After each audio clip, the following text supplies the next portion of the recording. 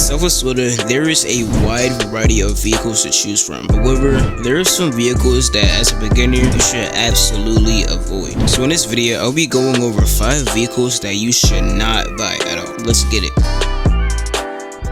And this car is honestly not that worth it at all. Now, don't get me wrong, this car does look good. It has that massive wing and that iconic glass door thing right here. I mean, this model looks sick, but how fast this car goes is pretty disappointing for how much this car costs. As you can see, the acceleration is just not that amazing. And look at that, we're about to tap out at like what, 180? At about 183-ish, I think, at 184 miles per hour. That is pretty bad for how much this car costs. Now, of course, yes, you can tune this car to make it actually better. Me personally, instead of a McLaren Senna, I'd highly recommend buying the SWFL ST1. This thing costs way less, plus it is just much better. Plus, this thing sounds way better, bro.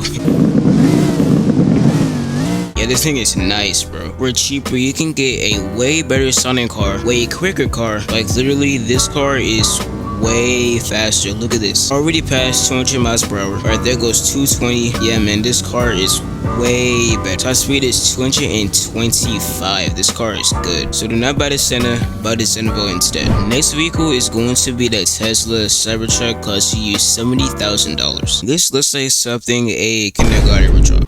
Now, don't get me wrong, this thing is electric, so of course that's the instantaneous torque, as you can see, and this thing does top out at 145. However, you can't even upgrade this thing. You cannot make this thing go faster, bro. Not even with weight reduction. As you can see, we are hitting the same top speed, bro. It is impossible to make this thing go faster. For the fact that you can even upgrade this thing, I just would not buy it at all. Instead of going for this Cybertruck, I highly recommend going for the Ram TRX or the Dodge Ram Rebel. You can actually tune the Ram Rebel to go more than 300 miles per hour. And for the TRX, this thing is more expensive. But me personally, I take a truck that looks good, sound good, and lets me modify it way over something that looks like this, okay? Next car is going to be the Tesla Roadster. I already made a review on this car, but I will tell you guys the stats. Of course, this thing is a Tesla, so it is going to be electric. It has the instantaneous torque that brings you up to 250 miles per hour. However, this thing costs $3.5 million, which makes this the most expensive car in the game that you can buy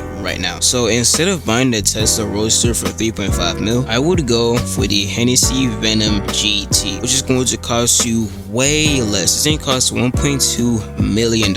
Instead of buying a Tesla Roadster with tops at 250 miles per hour and cannot be modified, I highly recommend buying the Hennessy Venom GT, which goes way over 270 miles per hour, and you can tune it to go even faster. Here's the vehicle right here. It's going to cost $1.25 million. This thing is an absolute monster. His acceleration, as you guys can see, this thing is quick. Boom, there goes 200 miles per hour, just like that. There goes 250, and there goes 270 miles per hour. Looks like we made it to 277 miles per hour. The Venom GT is just way better, y'all. Highly recommend getting this thing. Next car is going to be the Ferrari LaFerrari, costing you nearly $2.9 million.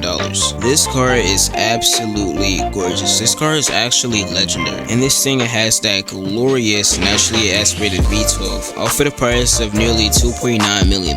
However, this car does not perform well. In real life, this thing will top out at 218 miles per hour. However, in this game, this thing can barely cross 200 miles per hour. Look at this, we are literally topping out at 200 right now. This thing is not that fast at all. Don't get me wrong, this thing is absolutely beautiful and it sounds amazing. But me personally, instead of the LaFerrari, I would go for the McLaren P1 or the Venom GT. This thing costs less than literally both of these cars. But if I were to choose between the LaFerrari and the P1, I would go for the P1. This is gonna cost you $1.6 million.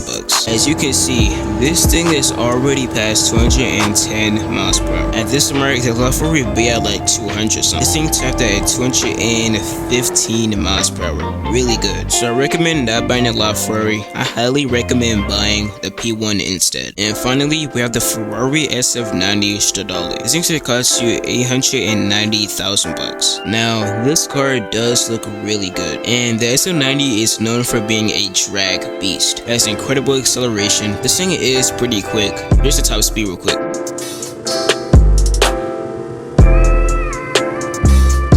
This thing is going to tap out at 211 miles per hour. Now for 800k, nearly 1 mil, this speed is not that good.